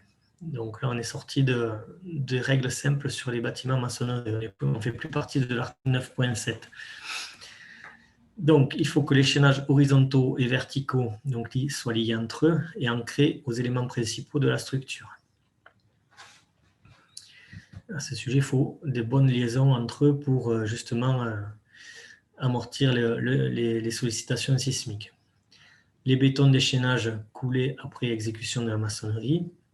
La section transversale d'échaînage ne doit pas être inférieure à 15 cm, donc c'est la section de béton. Position d'échaînage verticaux au bord libre de chaque mur, de chaque côté des ouvertures dont la section est supérieure à 1,50 m². Donc ça, c'est quand même très contraignant parce que la moindre porte en 90 par 200, il faut un poteau raidisseur de chaque côté. Il y a très peu de fenêtres qui sont en dessous de ces 1,50 m. On le retrouve surtout sur les fenêtres de salle de bain, les petites fenêtres, où là, un simple encadrement de baie suffit. L'espacement des chaînages verticaux, donc maxi tous les 5 mètres, et à chaque intersection entre les murs. Les chaînages horizontaux, donc eux, ils sont dans le plan du mur, au niveau de chaque plancher, et avec un espacement vertical maximum de 4 mètres. Leur section d'armature longitudinale ne doit pas être inférieure à 300 mm². 3 cm², c'est 3 cm². Il ne doit pas représenter moins de 1% de la section transversale du chaînage. Attention, dans le cas de maçonnerie relevant des bâtiments simples en maçonnerie, cette valeur peut être portée à 4,5 cm² lorsque le coefficient AGS, c'est l'accélération avec le coefficient de sol, soit supérieur à 2 mètres et que le bâtiment comporte plus d'un étage. Ensuite, il faut des étriers de 5 mm de diamètre minimum, espacés tous les 15 cm, des aciers de béton armés de classe B ou C, donc la classe A est interdite, et un recouvrement des barres de 60 fois le diamètre. Donc voilà un schéma qui circule sur toutes les revues sismiques. Donc ça détaille bien les différents principes de chaînage raidisseur à mettre en place. Donc si on part des fondations, il faut lier les fondations entre elles au niveau des angles. Il faut lier les fondations avec le bâtiment, donc des attentes, il ne faut pas oublier les attentes des poteaux raidisseurs. Tous les panneaux de contreventement ou murs porteurs sont entourés de raidisseurs, des fondations jusqu'au chaînage rampant. On voit sur la façade de droite donc une petite fenêtre où là on a besoin uniquement d'encadrement de baie. Donc il faut des chaînages des poteaux raidisseurs verticaux tous les 5 mètres, ne pas oublier. Qu'est-ce qu'on peut dire d'autre? Les liaisons entre chaînages horizontaux et chaînages verticaux, y compris chaînage rampant, à ne pas oublier. Au niveau de la toiture, il faut une triangulation donc obligatoire de la charpente pour renvoyer les efforts sur les dans le sens des pignons. À noter sur les éléments secondaires que, donc ça M. Baljou a dû en parler, sur les cheminées, il faut qu'elles soient aubanées pour pas qu'elles ne tombent. Donc quelques détails types conformes à mettre en œuvre. Donc là, vous avez un détail sur le chaînage horizontal où on a bien donc les 4 achats filants, des étriers cadres en HA5 minimum. Ils sont souvent réalisés avec du HA6 et un chaînage horizontaux, les cadres tous les 15 cm. Je vous ai mis quelques détails types de liaison, donc liaison d'angle des chaînages horizontaux, y compris pour la continuité avec les fondations. Donc ça c'est bon pour dans les fondations filantes et à chaque plancher. Donc soit on fait avec 2 U de même diamètre que le chaînage. Donc quand on a du HA10 un chaînage, on fait avec des U de diamètre 10. Ou alors par des équerres. Alors les équerres, il faut 3 équerres par niveau. Donc quand on a un chaînage de 4 barres, il faut 3 équerres en partie basse et 3 équerres en partie haute. Donc 3 équerres de même diamètre. Il faut faire attention à la poussée au vide, donc dans l'angle rentrant. Il ne faut pas que la barre tourne de suite au niveau de l'angle rentrant, sous peine de le faire exploser. Bien entendu, il faut assurer le recouvrement, donc 60 fois le diamètre. Donc pour du HA10, ce sera 60 cm de recouvrement. Pour du HA12, on va être sur 75 cm. Ensuite, on a des liaisons verticales entre les poteaux raidisseurs et les chaînages. Donc, ils peuvent être faits soit par des U, soit par des équerres, soit par des L, donc de même diamètre que le chaînage, avec les recouvrements toujours de 60 fois le diamètre. Ensuite, au niveau des intersections avec les chaînages, donc là aussi, on a des U pour faire la liaison. Toujours de même diamètre, des U ou des équerres, c'est à chaque fois. Donc, toujours de même diamètre avec 60 fois le diamètre en recouvrement. Les liaisons avec les chaînages rampants en bas à droite. Donc, là, on fait deux barres de même diamètre que le chaînage, puisque le chaînage rampant est à une section de moitié par rapport au chaînage des autres niveaux. Voilà, donc ces dispositions constructives type me font rebondir sur les quelques erreurs qu'on retrouve régulièrement sur chantier. Donc de nombreux rapports existent sur ce type d'oubli ou de mauvaise conception. Le CT en organise pas mal de visites de chantier à ce sujet et permettent une bonne conception sur les chantiers. Donc, outre les problèmes de conception que l'on a évoqués dans la première partie, ou les problèmes structurés, donc les quelques erreurs récurrentes sur chantier sont souvent l'absence de liaison et de continuité aux angles des semelles filantes. Donc, à ne pas oublier qu'au niveau des filants, il faut les mêmes liaisons qu'au niveau des chaînages en plancher, donc avec soit les U, soit les équerres. Oubli des attentes de raidisseurs ou attentes trop courtes ou mal implantées. Pour mémoire, le recouvrement, comme je l'ai dit justement, doit être de 60 fois le diamètre. Donc on voit sur les photos en bas, donc sur la photo de gauche, l'absence de chaînage vertical à l'intersection. Sur la photo du milieu, il est mal implanté, il est à côté du mur. Sur la photo de droite, les attentes sont trop courtes. Donc, quelques solutions sont tolérées pour réparer ce genre d'erreur au lieu de tout casser. Donc, on peut rallonger les barres avec des soudures lorsque celles-ci sont trop courtes. Donc, il faut calculer les efforts de traction que le séisme peut engendrer dans la soudure pour savoir sur quelle longueur il faut souder les barres. Donc, c'est pas simple, il y a du calcul à faire, donc c'est quand même mieux de bien concevoir d'entrée le projet au lieu d'avoir recours à ce genre de réparation. Et lorsque donc, les chaînages sont mal implantés ou qu'il y a un oubli, on tolère le brochage au scellement chimique, sachant que c'est scellement chimique, sachant que ces brochages, on n'aura pas le retour en équerre dans la semelle. Donc, tout ça pour dire que ce ne sont des solutions que de reprise. En aucun cas, elles ne remplacent l'efficacité d'une bonne réalisation dès le départ. Donc, quand on attaque un projet, on regarde bien les plans et on évite ce type d'erreur. Il ne faut pas que ce soit généralisé sur l'ensemble du projet. C'est sûr que s'il faut commencer à brocher partout, ça devient compliqué. L'erreur la plus fréquemment rencontrée est le manque de continuité des armatures dans les angles, donc comme je l'ai dit juste avant, au niveau des semelles, mais également au niveau des chaînages. Donc l'absence de U ou des équerres de liaison, des équerres coupés ou des équerres à l'intérieur de l'angle rentrant, entraînant la poussée au vide. Certes, cela fait beaucoup d'acier dans les zones critiques, dans les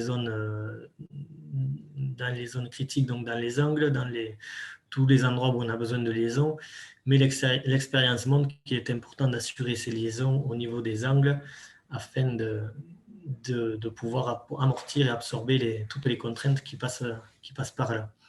Alors, quelques photos pour vous montrer un peu les erreurs à faire sur chantier. Donc, si on voit sur la photo en haut à gauche, on peut voir qu'il y a l'équerre, il y a des équerres qui sont coupés. Donc, ça, il faut éviter. Après, sur la photo de droite, on voit l'équerre à l'intérieur du mur qui vient pile à l'intérieur du mur, donc ça va entraîner la poussée au vide et l'éclatement de l'angle rentrant. Donc pour mémoire, je vous remets le schéma. Donc en haut à droite, on voit bien que l'équerre qui est à l'intérieur de l'angle vient chercher l'extérieur du mur à chaque fois, qu'on soit dans le sens horizontal ou celle qui est verticalement. Elle vient chercher l'extérieur. Elle ne tourne pas directement autour de l'angle rentrant. Là, on voit, c'est flagrant, là, la barre en équerre qui vient tourner autour de l'angle rentrant et donc qui va entraîner de la poussée au vide. Après, on voit sur ce chaînage, comme sur les deux autres d'ailleurs, qu'il n'y a que 2 équerres, alors qu'on a dit qu'il en fallait 3 par lit d'acier. Donc il en faudrait 3 en partie haute, 3 en partie basse. Sur la photo en bas à gauche, donc on a une seule équerre qui fait la liaison. Et puis, donc là, il en faudrait 3. Donc là aussi, il y a une erreur. Et sur la photo droite, en bas à droite, donc là, le chaînage côté mur maçonné, il a déjà été coulé. Il y a les barres qui sortent, les quatre barres, mais on ne pourra pas assurer la liaison parce qu'on ne pourra pas venir mettre soit les équerres, soit les U. Donc là aussi, il y a un gros problème de mise en œuvre sur chantier. D'autres erreurs qu'on peut rencontrer, c'est au niveau des joints de dilatation. Donc, avec une absence, donc dans tous les cas, donc l'absence de joints, c'est une mauvaise conception. Pas assez large. On a vu tout à l'heure qu'il fallait une certaine largeur, donc en zone 3, 4 cm, en zone 4, 6 cm minimum. Et on peut aller plus loin quand on a des bâtiments de grande hauteur ou flexibles. Donc, il faut éviter à tout prix le risque d'entrechoquement. Le remplissage des joints est interdit au séisme. Là, on voit sur la photo en bas, la photo en dessous, qu'il y a un polystyrène qui remplit le joint, donc c'est interdit, il faut le laisser vide. Sur la photo de droite, on voit que la charpente, on voit le joint de dilatation entre la maçonnerie et la charpente, elle n'a pas de joint, donc là aussi, y a une erreur de conception, il faut absolument conserver ces joints de dilatation. On rencontre d'autres petites erreurs sur chantier, quoi, petites erreurs ou autres. J'ai pas marqué, c'est des oublis de liaison avec les diaphragmes, les planchers, donc très très important. Les oublis des barres de liaison entre les voiles. Donc, lorsqu'on a un voile de contreventement en béton, on calcule, quand on vérifie les voiles suivant les efforts sismiques, et on a dans ces voiles soit du soulèvement, soit de la compression, donc d'un côté à l'autre du voile. Mais aussi, ce voile peut être soumis à des effets de glissement, donc il faut absolument mettre des liaisons. Donc, c'est des sections d'armature qui se calculent, et il ne faut pas les oublier afin d'éviter tout glissement. Donc, liaison entre voile et d'un niveau à l'autre. Ce qu'on a aussi des fois sur des bâtiments industriels, donc un bâtiment industriel, au niveau des palais de stabilité, on a de gros efforts de soulèvement et horizontaux dus au séisme qui nous déstabilisent les semelles. Donc, dans ces niveaux-là, on a souvent des grosses semelles. Et pour éviter d'avoir des très grosses semelles, on rajoute du gros béton pour venir les lester. Et entre le gros béton et la semelle béton armé, on met des barres de liaison afin d'éviter le soulèvement de la semelle. Et on s'est rendu compte que sur de nombreux chantiers, ces barres pouvaient être vite oubliées. Et d'autres soucis rencontrés sur chantier, c'est les mauvais frettages au niveau des nœuds. Donc il faut savoir qu'au niveau des nœuds, au niveau des nœuds entre poteaux et poutres, ce qu'on appelle les zones critiques, il y a un resserrement conséquent des cadres. Donc, au niveau des poutres, il s'arrête au niveau des appuis. Donc, il y a un gros resserrement des cadres. On le voit sur les schémas d'armature indiqués sur cette feuille. Et on voit que les cadres se continuent, par contre, dans les poteaux sur l'épaisseur de la poutre. Voilà, ces cadres-là sont en général sont montés sur place pour pouvoir enquiller les armatures de la poutre, mais ils sont souvent oubliés. Il faut savoir quand même que c'est des zones très, très sollicitées lors des séismes, donc ces éléments sont indispensables pour avoir une bonne tenue de ces éléments entre eux. Donc, un bon frettage. Donc, c'est sûr, c'est pas évident à mettre en œuvre parce que on n'a pas, quand on a des poutres de 20 cm de large et un poteau de 20, c'est difficile à tout enquiller. Mais bon, il faut le faire parce que ça a fait suivant la plupart des rapports sur les séismes qu'on a pu lire, c'est un manque de barres au niveau des zones, dans les zones critiques qui font que les sinistres arrivent. Donc voilà, j'ai terminé ma présentation. Donc pour conclure, à ce jour, même si les scientifiques y travaillent, il est impossible de prédire où et quand va se produire un séisme de grande ampleur. Ceci dit, l'expérience et l'histoire montrent que dans les Pyrénées, les Pyrénées n'ont pas été épargnées. C'est pour ces raisons que nous, acteurs de la construction, avons un rôle à jouer pour limiter au maximum les dommages lors d'un séisme et surtout pour sauver des vies. Nous avons les outils pour réaliser les bâtiments pérennes, prêts à amortir les oscillations sismiques sous réserve de bien appliquer toutes les dispositions constructives et mettre l'accent sur des conceptions adaptées sur chaque projet.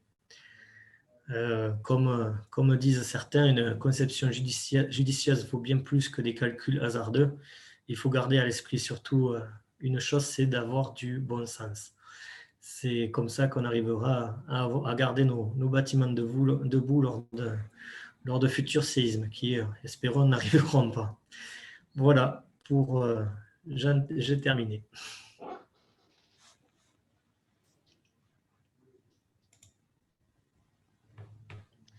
Merci, Monsieur Malati, pour cette présentation donc, qui a permis de rappeler un peu les principes de base de la réglementation en tout début de votre présentation, les pièges à éviter et les mesures à mettre en place pour y remédier, et donc, bien sûr, une grosse partie sur l'application de ces mesures sur les bâtiments simples en maçonnerie et toutes les dispositions constructives qui en découlent.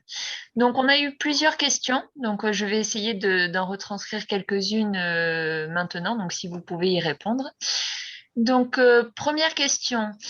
Quel devrait être le diamètre des chaînages et des jonctions en zone 4? Parce que, voilà, apparemment, la personne demande si c'est du 10 ou du 12, car entre les études béton et l'Eurocode 8, les données sont apparemment différentes. Alors oui, donc sur l'Eurocode 8, lorsqu'on est dans les règles générales, c'est du 10. Non, si, dans les règles générales, c'est du 10. Ceci dit, si on rentre dans les zones... non, je dis une erreur, c'est du 12, sauf si 12. dans les règles simples de maçonnerie, on peut avoir du 10 si on entre dans ces règles-là. Donc, je l'ai expliqué dans une page là, sur les règles des bâtiments simples en maçonnerie, où on peut arriver à avoir 3 cm² d'acier en zone sismique 4 lorsqu'on est en présence d'une maison en simple rez-de-chaussée et sous réserve que le rapport entre l'accélération et le coefficient de sol soit inférieur à 2. Donc, c'est pour ça que sur certains, nous, quand on fait des études parasismiques, on arrive à avoir des HA10 en zone sismique 4, sous réserve donc, de l'utilisation des règles simples sur les maçonneries. Donc, l'article 9.7. D'accord. Merci pour cette précision. Ensuite, donc, concernant les joints parasismiques cette fois, est-ce qu'une personne demande s'il est obligatoire de les prolonger jusque dans le niveau des fondations et demande des précisions également sur la manière de calculer la largeur, donc l'espacement des joints de dilatation? D'accord. Donc, dans les fondations, non, on ne fait pas descendre les joints. En soubassement, oui. Mais là, on a une semelle commune pour les deux soubassements quand on a un joint de dilatation. On ne coupe pas la semelle. Ça permet déjà d'avoir une semelle qui est axée sur les murs et d'éviter d'avoir des excentrements rapportés au sol.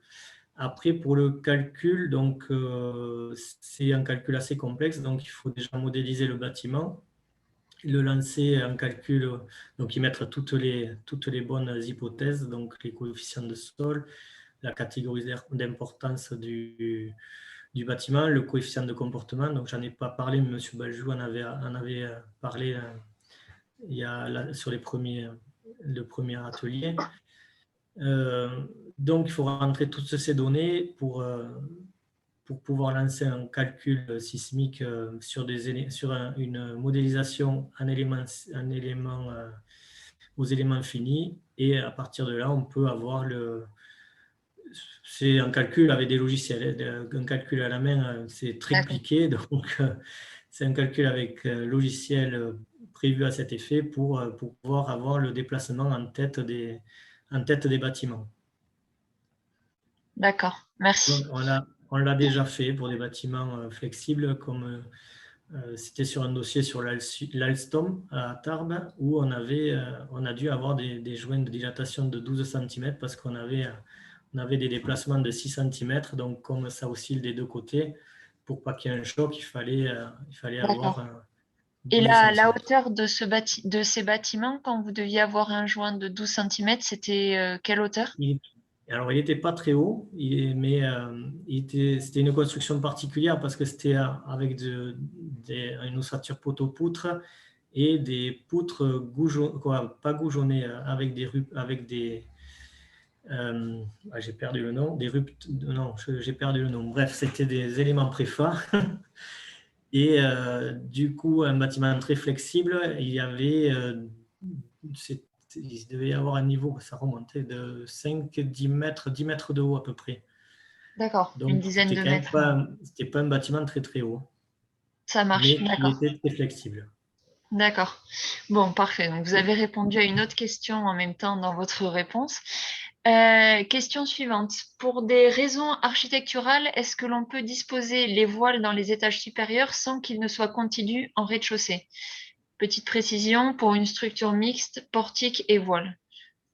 Alors, oui, on peut toujours avoir des des bâtiments qui plombent, des voiles qui plombent d'en haut, de haut en bas. C'est rare et c'est dommage, c'est plus simple. Mais on peut effectivement avoir des voiles qui ne plombent pas, sous réserve d'avoir suffisamment de voiles de contreventement qui, eux, vont des fondations jusqu'en haut. Donc voilà, il faut quand même qu'il y ait une part de contreventement qui aille de haut en bas. Et après, on peut avoir d'autres voiles dans les étages, il n'y a pas de souci. D'accord, merci. Question suivante, concernant les structures souples et rigides que vous parliez au début, est-ce que les remplissages avec blocs en maçonnerie sont considérés comme des remplissages rigides? Oui, Ou... Ouais, ok, d'accord. Ensuite, question d'après, quelle est la meilleure méthode pour faire la distribution des murs de contreventement? Est-ce qu'il y a une méthode mieux qu'une autre ou non, non, pas non, précisément? faut surtout garder à l'esprit d'avoir des contreventements symétriques sur les deux côtés, sur les deux axes. Après, il n'y a pas de meilleure méthode qu'une autre, il faut surtout cette symétrie d'axe. D'accord, ça marche, merci. Ensuite, une personne demande une petite précision entre la différence entre le joint parasismique et la zone de tampon du bâtiment. Zone de tampon. Zone tampon du bâtiment, est-ce que c'est deux mots qui sont utilisés pour la même signification ou vous n'avez pas plus d'informations à apporter sur ce sujet? Non, alors là, je ne sais pas dire. Je ne sais pas qu'est-ce qu'ils entendent par zone tampon, donc je ne sais pas dire. D'accord, bon, c'est pas grave, c'est peut-être une confusion des deux mots. Donc, ensuite, dans le cas d'absence d'études géotechniques, donc pour la construction d'une maison, est-ce qu'il existe des moyens empiriques pour avoir des données sur le sol considéré ou pas? Non, non, non, là, il faut faire une étude géotechnique, il y a Il n'y a pas d'autre pas, moyen. il y a pas d'autre moyen d'avoir des Non, données sur... Ouais, après, on est confronté à beaucoup de projets où on n'a pas les études géotechniques, malheureusement, encore aujourd'hui, hein. Mais il faut préconiser les études géotechniques dès le début, comme ça enlève d'aléas, quoi, et d'hypothèses qui ne restent en fait que des hypothèses, quoi, qui sont jamais validées à la fin du projet. d'accord, ok. Donc, question suivante. Lors du confortement d'un bâtiment existant en maçonnerie, suite à plusieurs désordres, donc fissuration, déformation de plancher, comment on réalise la mise en place de chaînages ceinturant les planchers et les chaînages verticaux qui permettent de solidifier le bâtiment? Ah oui, Donc, tout autre sujet assez complexe, là j'imagine. c'est assez complexe. Alors bon, pour réaliser il y a plusieurs méthodes. Il y a déjà de faire des saignées dans les murs pour pouvoir encastrer des chaînages horizontaux, pareil verticalement. Sinon, il y a des méthodes en faisant avec des tirants. Comme ça, on n'a pas besoin de toucher au mur. On fait des tirants que l'on tend d'une façade à l'autre. Ça permet de maintenir les façades entre elles. Mais après, il n'y a pas de solution miracle pour faire des chaînes. Si on veut vraiment faire des chaînages, il faut faire des saignées dans les murs. Après, on peut faire un D'accord. ceinturage aussi avec des profilés métalliques. D'accord, merci. Pour ceux qui sont intéressés par la thématique précise du renforcement des bâtiments, nous réalisons un atelier le 7 décembre qui abordera davantage cette thématique. Donc, parce qu'on ne peut pas tout aborder pendant cet atelier. Aujourd'hui, ça serait bien trop long. Donc voilà, pour ceux qui s'intéressent, voilà, vous convions à nous rejoindre le 7 décembre, toujours à la même heure, de 13 h à 15 h heure métropole. Donc, ensuite, alors on a encore d'autres questions, donc certaines qui sont assez techniques. Donc, question plus générale. Dans le cas d'une maison individuelle, est-ce qu'il vaut mieux appliquer les règles PSMI ou les règles sur les bâtiments simples en maçonnerie? Oui, alors bon, ça, c'est, les deux règlements sont applicables et présentent chacun de nombreuses contraintes. Donc, si on se réfère au règle PSMI, la notion de... En fait, c'est la même philosophie, mais différemment expliquée. Donc, avant, dans les règles PSMI, pour les retraits, il fallait une longueur de mémoire. Il ne fallait pas dépasser un rapport de L sur 4 pour limiter les retraits. Aujourd'hui, c'est une notion de pourcentage de section. Donc, la philosophie est la même. Elle est peut-être un peu plus défavorable avec les règles de l'article 9.7, des règles simples en maçonnerie, notamment au niveau des retraits et des saillies. Ceci dit, avec les règles PSMI, dans les zones 4, on était obligé de mettre du HA12, quelle que soit la construction, même pour les simples rez-de-chaussée. Alors que maintenant, avec l'article 9.7 des Eurocode 8, on peut, sous condition, arriver à baisser ça avec 4 HA10. Donc, les deux sont applicables. Après, il faut surtout appliquer un règlement qu'on maîtrise. Donc, ceux qui préfèrent appliquer les PSMI 92 parce qu'ils les pas 92, les PSMI parce qu'ils les maîtrisent, il vaut mieux qu'ils continuent à appliquer les PSMI. Après, ceux qui veulent optimiser un petit peu, ils peuvent. De toute façon, les deux règlements, dans tous les cas, présentent des contraintes et c'est pas évident d'entrer dans ces constructions. Après, autre chose pour les PSMI qui est très contraignant, c'est qu'il faut une étude de sol et il faut que la contrainte du sol soit de 2,5 bars minimum, ce que l'on a de moins en moins. Donc, il y a des contraintes sur les deux règlements. Donc, bon, ça, c'est chacun ses choix. D'accord. Merci pour cette précision. Donc ensuite, question assez négative, pas négative, précise, pardon, assez technique. Donc lorsqu'on a une poutre continue sollicitée par une charge uniformément répartie, quelles sont les dispositions à prendre pour placer les armatures en chapeau sur un appui intermédiaire, là où le môme en fléchissant est négatif? Donc je ne sais pas si c'est assez compliqué d'y répondre par oral. Peut-être préfériez-vous par écrit Ouais, je le ferai par écrit, ouais, plutôt, puisque Oui, la avec question comporte plusieurs. peut-être un exemple, ce sera peut-être plus simple avec un exemple de ferraillage. D'accord, Plus visuel. d'accord, merci. Donc, je vous transmettrai de toute façon les questions dont on n'a pas eu le temps de traiter. Ensuite, quelqu'un demande votre avis sur les chaînages horizontaux intermédiaires. Oui, il en faut, puisqu'il faut des chaînages horizontaux tous les 4 mètres. Donc, forcément, quand on a des murs assez hauts, quand on a un plancher assez haut, on est obligé d'avoir un chaînage intermédiaire, oui. Donc, après, on peut le mettre. En général, on a déjà eu des projets où le plancher est à 5 mètres. Donc, on le met en général au niveau des ouvertures, puisqu'il y a forcément des ouvertures à 2 mètres, 2 mètres 50. Donc, on recoupe par un chaînage à ce niveau-là. Donc, dans tous les cas, il faut des chaînages intermédiaires lorsqu'on dépasse les 4 mètres. D'accord. Encore une question, il nous reste un peu de temps. Quelqu'un aurait aimé savoir si les contreventements en portique sont recommandés ou non et pourquoi.